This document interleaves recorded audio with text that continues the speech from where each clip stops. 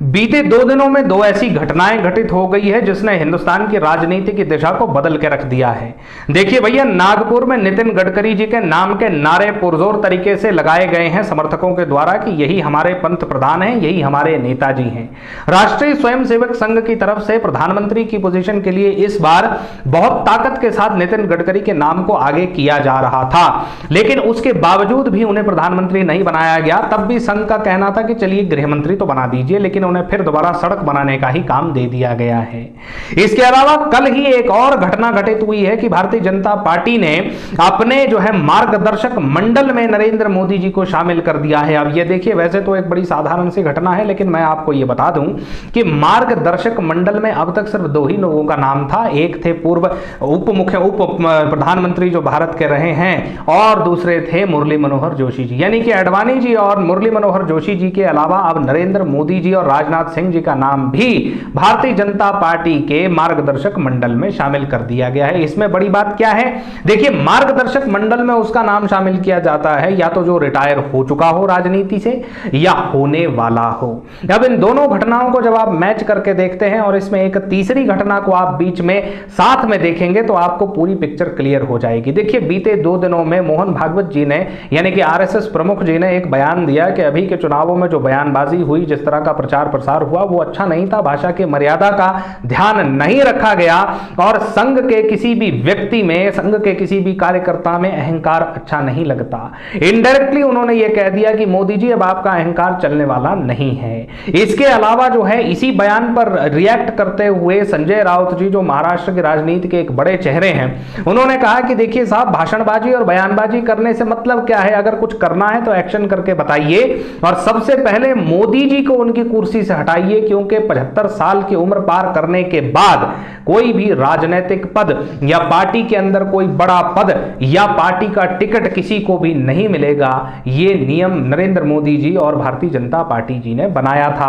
अब जब दोनों जी ने ये नियम बनाया था तो मोदी जी के तीसरे कार्यकाल आते ही इस नियम को क्यों तार-तार कर दिया गया? ये नियम क्यों बदल दिया गया? जब इससे पहले हिमाचल के कुछ नेताओं को, यूपी के कुछ नेताओं को रिटायर किया गया 75 वर्ष हो जाने की एवज में, तो अपने लिए वो नियम क्यों बदला गया? अगर ये नियम रखना है और मोहन भागवत जी की बात में कोई वजन है तो सबसे पहले मोदी जी को भी आपको उतारना पड़ेगा कुर्सी से। इसके अलावा चंद्रबाबू नायडू की जो शपथ हुई है मुख्यमंत्री के रूप में, उसमें एक बहुत बड़ा चेहरा अनुपस्थित रहा है। हालांकि वो चेहरा है तो एनडीए के साथ ही, लेकिन पिछले कुछ दिनों से उस चेहरे की जो नाराजगी दिख रही है वो साफ होती जा रही है हर बीतते दिन के बाद, और उस चेहरे का नाम है नीतीश कुमार। जी हां, नीतीश बाबू के बहुत सीनियर लीडर लल्लन सिंह जी को, जिनके लिए कयास लगाए जा रहे थे कि रेलवे मंत्रालय से नीचे तो इन्हें कुछ मिल नहीं सकता, मिलना नहीं चाहिए क्योंकि इनका कद बहुत बड़ा है, उन्हें पशुपालन और मछली पकड़ने का मंत्रालय पकड़ा दिया गया है। वैसे तो लल्लन सिंह और नीतीश कुमार दोनों ने ही मुंह पर कुछ नहीं कहा है, लेकिन सूत्रों के हवाले से खबर साफ है कि बिहार पहुंचते ही नीतीश कुमार जी एनडीए के लोगों के साथ संपर्क से दूर हो चुके हैं। और हालांकि चंद्रबाबू नायडू के मुख्यमंत्री पद की शपथ में नरेंद्र मोदी और उनका पूरा एनडीए गठबंधन वहां मौजूद था, लेकिन नीतीश कुमार जी ने बेवजह उससे दूरी बनाए रखी। बेवजह दूरी बनाए रखने का मतलब यह है कि बिहार में उनके पास कोई इतना जरूरी काम नहीं था कि वो इतने बड़े फंक्शन को अवॉइड करते। लेकिन चीजें धीरे धीरे करके साफ हो रही हैं। अब यहां पर कहना यही है जो हम बार बार कह रहे हैं कि देखिए, इस बार 240 पर बीजेपी सिमटी हुई है। ये सरकार एनडीए की है, लेकिन मोदी जी के दिमाग से ये बात उतर नहीं रही है कि ये सरकार मेरी है, मेरी नहीं है। अब वो बार बार इसी राग को अलाप रहे हैं। मंत्रिमंडल को के आवंटनों में जो बंदर बांट हुई है, उससे जो सहयोगी दल नाराज हुए हैं, वो नाराजगी 2-4 महीने के अंदर निकल के सामने आएगी। क्योंकि देखिए, 20 तारीख के आसपास स्पीकर पद का चुनाव होना है और स्पीकर किस पार्टी का बनता है, ये बहुत जरूरी चीज है। हालांकि खींचतान चंद्रबाबू नायडू और मोदी सरकार के बीच में लगातार स्पीकर पद के लिए लगी हुई है। नीतीश कुमार जी का इसमें अपना जो है वो एक मंतव्य है कि भाई देखिए, जब महाराष्ट्र और 2-3 स्टेट्स के चुनाव 2 से 3 महीने के अंदर होने हैं, उसी दरमियान में बिहार का चुनाव भी करवा दिया जाए, ताकि कि मैं एनडीए का वोट अपनी तरफ शिफ्ट करके जो है एक कंफर्टेबल पोजीशन में बिहार के अंदर आ जाऊं, सरकार बनाते हुए या बनाने की स्थिति में आ जाऊं, ताकि कि मुझे सेंटर से अगर पलटी मारनी हो तो मैं बड़े आराम से मार सकूं।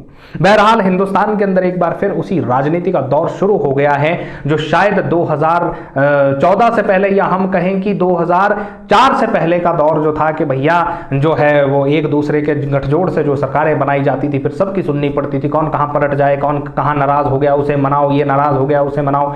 एक बार फिर वही दौर हिंदुस्तान की राजनीति में शुरू हो चुका है और ये दौर आगे चल के किस दिशा की तरफ जाएगा या इसकी परिणति किस रूप में होगी ये कहना बहुत मुश्किल है, क्योंकि भारतीय जनता पार्टी का वोट शेयर हर एक स्टेट में घटता हुआ दिखाई दे रहा है। एक के बाद एक स्टूडेंट्स के स्कैम सामने आ रहे हैं। देखिए इलेक्शंस की एवज में नीट का इतना बड़ा स्कैम हो गया है, उससे पहले जो है उत्तर प्रदेश के अंदर हमने देखा था कि पेपर लीक्स के स्कैम हो गए हैं। तो युवा लगातार इस सरकार से नाराज होते जा रहे हैं और इस बार के इलेक्शंस ने यह साफ कर दिया कि दलितों ने भी भारतीय जनता पार्टी से अपना किनारा कर लिया है। ऐसी स्थिति में अगर आप युवाओं को और दलितों को साथ लेकर के नहीं चलेंगे तो सत्ता में बैठना तो बहुत दूर की बात है, आपको विपक्ष में बैठने लायक सीटें मिल जाएं वो भी बहुत बड़ी बात होगी। बहरहाल आज की वीडियो में हम इतने ही डिस्कशन करेंगे। आगे की वीडियोस के लिए बने रहें हमारे चैनल के साथ, सब्सक्राइब करना ना भूलें और वीडियो को लाइक शेयर करना ना भूलें। धन्यवाद।